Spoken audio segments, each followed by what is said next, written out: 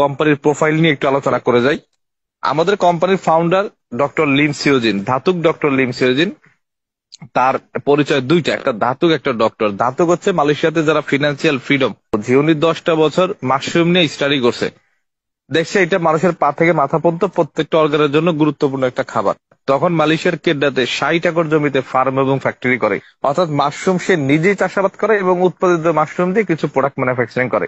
প্রোডাক্টের গুণগত মান ভালো হওয়ার কারণে, মানুষের কাছে ডিমান্ডেবল হওয়ার কারণে কোম্পানি 30 বছর বয়সে মালয়েশিয়ার বাইরে আরো 10টা দেশে শাখা ফ্যাক্টরি করছে। চীন, Indonesia, Mexico, India, Korea, Dubai, Peru, Morocco, Nepal এবং বাংলাদেশ। বাংলাদেশের গাজীপুরে কিন্তু আমাদের ফ্যাক্টরি আছে। 2002 সাল থেকে বাংলাদেশও ডিএক্সএল বিজনেস করছে। 180টা দেশে ডিএক্সএল এর অফিসিয়ালি অফিস শোরুম আছে, 200টা দেশে অ্যাক্টিভিটিস মানে কার্যক্রম আছে। এখন প্রশ্ন হচ্ছে 180 দেশে অফিস শোরুম থাকলে 200 দেশে কেমনে কার্যক্রম থাকে?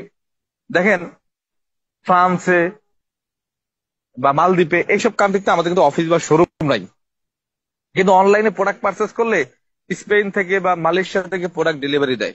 তার মানে ওই দেশে অফিসিয়ালি অফিস বা শোরুম বা প্রোডাক্ট না থাকলেও বিজনেস করা যায়, প্রোডাক্ট পাওয়া যায়। তো সেই হিসাবে আমাদের 200+ কান্ট্রিতে আমাদের অ্যাক্টিভিটিস আছে। একদম সহজ ভাষায় ঠান্ডা মাথায় নিজের কাছে একটা প্রশ্ন ছেড়ে দিই আপনাদের সবার কাছে, এই কোম্পানির পেপার যদি স্ট্রং না হইতো আর প্রোডাক্ট যদি মানসম্মত না হইতো, এতগুলা দেশে এই কোম্পানি কি যাইতে পারতো? তার মানে 100% কোম্পানির পেপারস এবং প্রোডাক্ট মানসম্মত।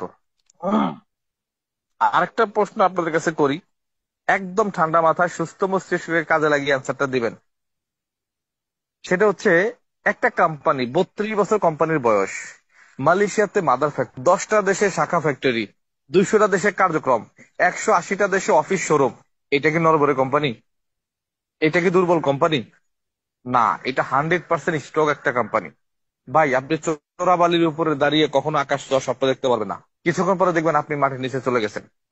একটা ফুটা বালতিতে সারাদিন আপনি পানি রাখবেন, দিন শেষে মাস শেষে বালতি ফাঁকা। কারণ কি? আপনার পরিশ্রমের মধ্যেও কমতি ছিল না, পানির মধ্যেও ঘাটতি ছিল না, কিন্তু শুধু বালতি ফুটা হওয়ার কারণে আপনি পানি জমাইতে পারেন নাই। ঠিক ডিএক্সএন কোম্পানি হচ্ছে একটা বালতি, আর আমাদের সময় শ্রম মেধা হচ্ছে একটা পানির মতো। বালতি যদি ফুটা না হয় তাহলে আমাদের সময় শ্রম মেধা বৃথা যাবে না ইনশাল্লাহ।